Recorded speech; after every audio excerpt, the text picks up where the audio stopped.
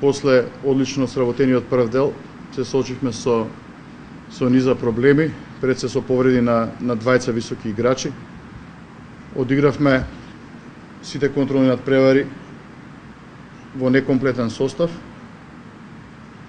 Меѓутоа, на сето тоа се надоврза и напуштањето на екипата, ослободувањето од екипата на американецот Брендон Вуд. И тоа малку не врати еден чекор назад во однос на оно што го сработивме таму во првиот дел на подготовките.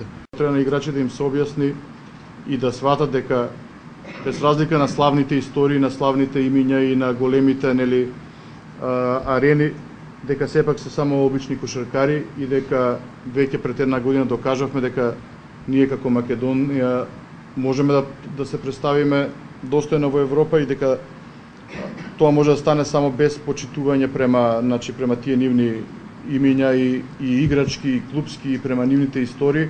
Притисок на првата утакмица секогаш има, а играњето во салата Дражан Петровиќ е секако одговорност и пред се, како да кажам, секој играч сонувал таму да игра во едно од арените кај што сме гледале сите јаки утакмици порано.